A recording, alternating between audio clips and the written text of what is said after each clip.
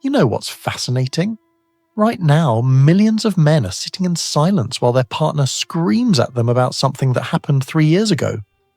They're being told they're wrong for things they didn't do, apologizing for thoughts they never had, and somehow losing arguments about their own feelings. And when these men finally say, "I'm done," society acts shocked. Where have all the good men gone? They're gone. They checked out. They realized the game is rigged. Let me explain why so many men are walking away from relationships entirely, and why the number keeps growing every single day.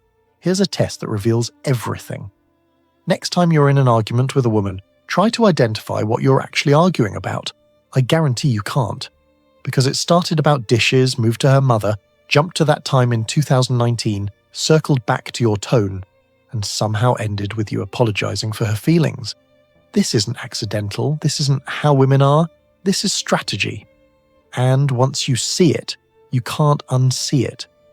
The female emotionality as strategic behavior is something most men never recognize. You think she's just upset, just emotional, just needs to vent. But watch the pattern. The tears come exactly when you're making a valid point. The anger erupts precisely when you ask for accountability. The confusion happens right when you need a straight answer. It's not random, it's tactical. And it works because you've been programmed to see female emotion as authentic rather than strategic. I had a client whose girlfriend would cry every time he brought up her spending. Every single time.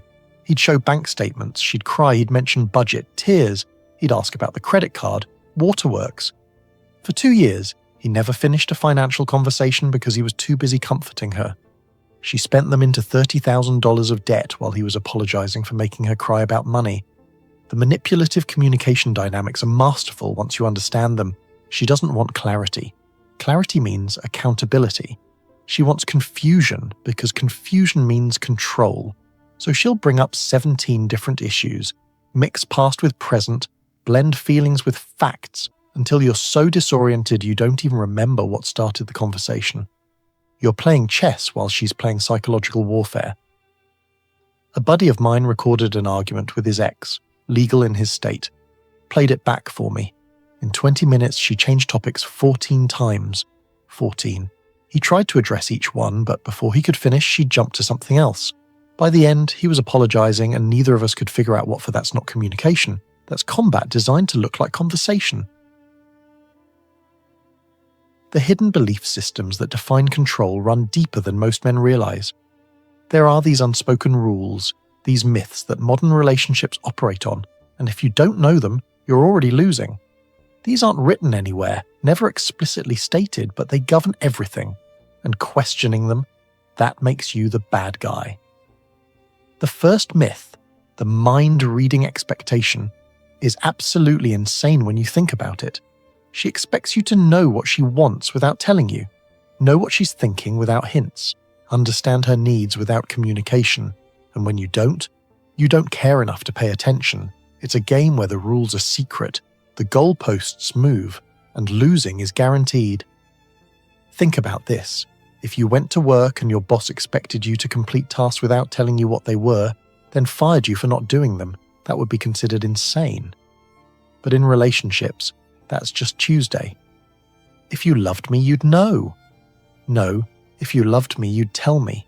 But that's logical, and logic has no place here. The second myth, emotional supremacy, is even more destructive. Her feelings aren't just valid, they're facts. She feels disrespected. Then you disrespected her, regardless of your intent, she feels unloved. Then you don't love her, regardless of your actions. Her emotions become reality, and reality becomes negotiable. You're not discussing what happened anymore, you're discussing how she felt about what she thinks happened. I counseled a man whose wife accused him of having an affair because she felt like he was cheating. No evidence, no suspicious behavior. She just felt it. And in her mind, her feeling was proof enough. He had to prove his innocence against her feeling. How do you disprove a feeling? You can't. That's the point. It's unfalsifiable accusation disguised as intuition. The third myth, double standards in emotional expression, is the most obvious yet most accepted. She can scream, throw things, say the most vicious words imaginable, that's just expressing herself. You raise your voice once, you're aggressive, dangerous, abusive. She can have a mental breakdown monthly. That's hormones. You have one bad day, you're unstable and need therapy. A client's wife threw plates at him during an argument. Actual plates. When he raised his voice, telling her to stop, she called the police saying she felt threatened. He was removed from his own home.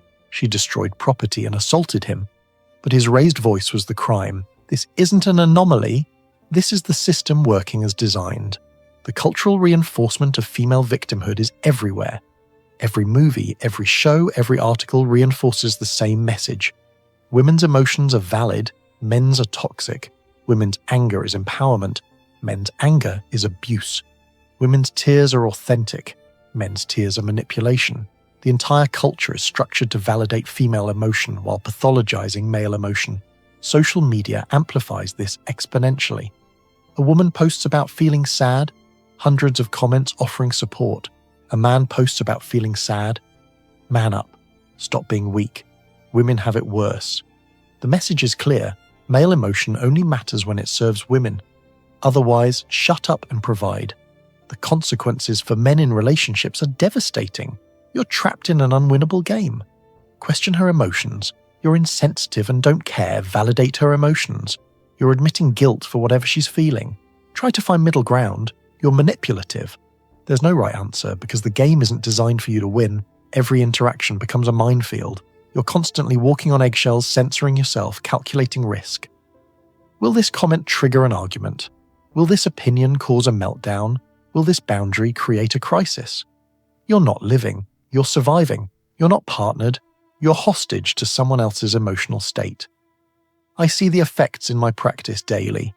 Men so beaten down they don't even recognize themselves. Guys who used to be confident now second-guessing every word, leaders in their careers who become followers in their homes. Strong men reduced to emotional servants, existing solely to manage someone else's feelings while their own are ignored or punished. The exposure as empowerment starts with recognizing these patterns. Once you see that her emotions are tactics, not truths, everything changes. Once you understand the myths aren't laws, you can break them. Once you recognize the game is rigged, you can choose not to play. This isn't about becoming cold or cruel. It's about reclaiming your reality. When you stop accepting her feelings as fact, something interesting happens. She gets angry at first. Very angry. How dare you not validate her reality? But then, if you hold firm, something shifts. She either respects the boundary or reveals herself as someone who needs control more than connection. Either way, you win, through improved relationship or revealed truth. The underlying message about power and truth is critical. This isn't about lies. Everyone knows when someone's lying. This is about myths that feel true because culture reinforces them. The myth that male suffering matters less. The myth that female emotion equals truth. The myth that questioning women's feelings is abuse. These myths maintain power structures that benefit one side while destroying the other. Men are waking up to this reality en masse. They're seeing friends destroyed in divorce court, brothers falsely accused, fathers alienated from children, careers ended by accusations, and they're doing the math. What exactly is the benefit of this arrangement? What are they getting that justifies this level of risk? The modern relationship offer to men is basically this: provide everything, expect nothing. Pay for everything, own nothing, sacrifice everything, guarantee nothing. Be responsible for her happiness, but don't expect reciprocation. Manage her emotions, but bury your own. And if she's unhappy for any reason, lose half your assets and access to your kids. Young men especially are looking at this deal and saying no thanks. They're seeing their fathers broken by divorce, their brothers destroyed by false accusations, their friends trapped in sexless marriages, and they're choosing video games, hobbies, friendships, career, anything but relationships. Not because they can't get women, but because they've analysed the cost-benefit and found it wanting. The statistics are staggering.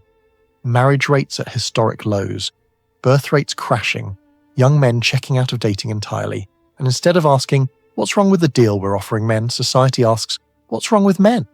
The lack of self-awareness is breathtaking. The strategic use of confusion in arguments goes beyond just topic switching. Watch how she'll suddenly bring up your tone when you're making a logical point. It's not what you said, it's how you said it. Now you're not discussing facts anymore, you're defending your emotional expression. She'll claim you're yelling when you're speaking normally, say you're being mean when you're being factual, accuse you of attacking her when you're defending yourself. The goal is to make you so focused on defending your communication style that you forget the actual issue. I watched this happen to a friend in real time. His girlfriend borrowed his car and crashed it. When he asked about insurance details, she burst into tears about how he was making her feel bad about an accident. Suddenly he's comforting her about his crashed car. She never did handle the insurance. He paid for everything while apologizing for his insensitivity about his own destroyed property. The emotional supremacy myth extends to retroactive revision of history. She doesn't just feel things in the moment, she can feel things about the past that change what actually happened. That great vacation you took, she now feels it was awful. So it was awful. That gift you gave her, she now feels it was thoughtless. So it was thoughtless. Your entire shared history becomes subject to her current emotional state. A client's ex-wife claimed in court that their entire 10-year marriage was abusive. Her evidence? She now felt that his working long hours was emotional abandonment. Him wanting a prenup was financial abuse. His requesting she get a job was controlling. Every normal relationship negotiation was reframed through her current feelings as abuse, and the court took it seriously. The myth-building process starts early in relationships. She tests what she can get away with. Small emotional manipulations at first. If you accept them, they escalate. If you challenge them, she tests your boundaries differently. It's like training a person to accept increasingly unreasonable demands by starting with seemingly reasonable ones. The progression is predictable. First, you're wrong about small things you know you're right about. Then you're apologizing for things you didn't do. Then you're accepting blame for her feelings. Then you're responsible for her happiness. Finally, you exist solely to serve her emotional needs while having none of your own. It happens so gradually you don't notice until you're completely enslaved. The double standards in emotional expression get worse over time. Initially, she might acknowledge your feelings occasionally. But as the relationship progresses, your emotions become increasingly irrelevant. Her bad day requires full attention and support. Your bad day is you being negative and bringing her down. Her stress is valid and needs addressing. Your stress is you not handling things well. Here's what's really happening. Men are discovering they don't need what's being offered. They thought they needed relationships for happiness, for completeness, for validation. Then they tried relationships and found misery, depletion, and criticism. So they're trying life without relationships and discovering something shocking. It's actually pretty good. A client told me something profound. I spent 10 years trying to make her happy and was miserable. I've spent 2 years making myself happy and feel great. He's got money now because no one's spending it, peace because no one's creating drama, time because no one's demanding attention, energy because no one's draining it. He's not anti-woman, he's pro-himself. The freedom men discover when they walk away is intoxicating. No more arguments about nothing. No more apologizing for existing. No more managing someone else's emotions. No more being wrong by default. No more working yourself to death for someone who's never satisfied. Just peace, growth, and actual happiness. But here's what's interesting. Many men don't even get angry about it. They just get tired, exhausted. They reach a point where the next argument isn't worth having. The next accusation isn't worth defending. The next demand isn't worth meeting. They don't leave in rage. They leave in resignation. The opposite of love isn't hate. It's indifference. I see this exhaustion in men's eyes. They're not bitter. They're done. They've tried everything. Read the books, went to therapy, communicated more, listened better, provided more, expected less. Nothing worked because the game isn't designed to work. It's designed to extract maximum value while providing minimum return. The strategic withdrawal men are executing is logical. If a business deal consistently loses money, you exit. If an investment never pays returns, you divest. If a game is rigged against you, you don't play. Men are applying basic logic to relationships and reaching obvious conclusions. The emotional manipulation that clouds judgment is clearing, and reality is becoming visible. The gaslighting that happens when men try to discuss this is predictable. You're just bitter. Who hurt you? You'll die alone. You're missing out. But are they? What exactly are they missing? The privilege of financing someone else's lifestyle, the joy of constant criticism, The thrill of walking on eggshells, the excitement of potential false accusations. Men are doing the calculation and realizing that modern relationships are like casinos. The house always wins. Sure, occasionally someone hits the jackpot, finds a unicorn, gets a good one, but the odds are heavily stacked against you, and the longer you play, the more certain your loss becomes. The shame tactics are losing effectiveness, calling men incels for having standards, commitment phobic for recognizing bad deals, immature for refusing to sacrifice themselves, selfish for prioritizing their own well-being. These words used to control behavior, but they're losing power as men realize shame from strangers matters less than personal destruction. The dating market is revealing these truths in real time. Women wondering where all the good men went while refusing to acknowledge what drove them away, standards through the roof while value offered plummets, demands increasing while reciprocation decreases, then confusion when men stop participating. A woman I know complained that men only want sex now, won't commit. I asked her what she offers besides sex that would make commitment worthwhile. She was offended by the question. But think about it.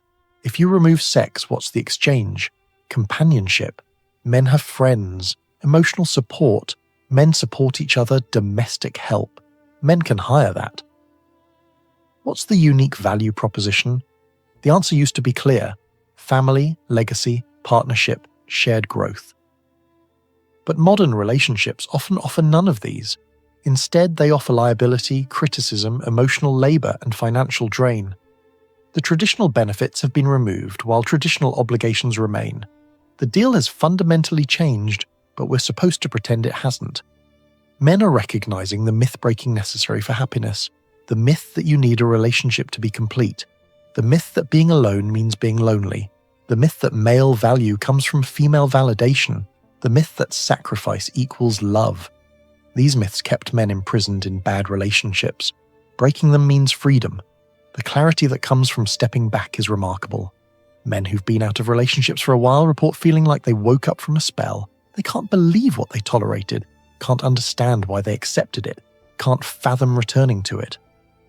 The fog of emotional manipulation lifts, and reality becomes undeniable. The personal growth that happens when you stop managing someone else's emotions is exponential. Suddenly you have energy for your goals, money for your dreams, time for your interests, peace for your growth. You discover who you actually are versus who you were trying to be to keep someone else happy. A client who left his marriage 2 years ago has transformed completely, lost 40 pounds, started a business, rekindled friendships, traveled the world, he told me. I didn't realize how small my life had become trying to fit into her world. He's not anti-relationship. He's pro-growth, and relationships as offered were anti-growth. The realization that emotional independence is possible hits men like a revelation. You don't need someone else's validation to feel worthy. Don't need someone else's permission to be happy. Don't need someone else's approval to exist. The emotional dependency that relationships create isn't love, it's addiction. The withdrawal symptoms are real when men first step away. The conditioning to seek female approval runs deep. The programming to derive value from providing is strong, but push through that initial discomfort and freedom awaits. Freedom to think your own thoughts, feel your own feelings, live your own life.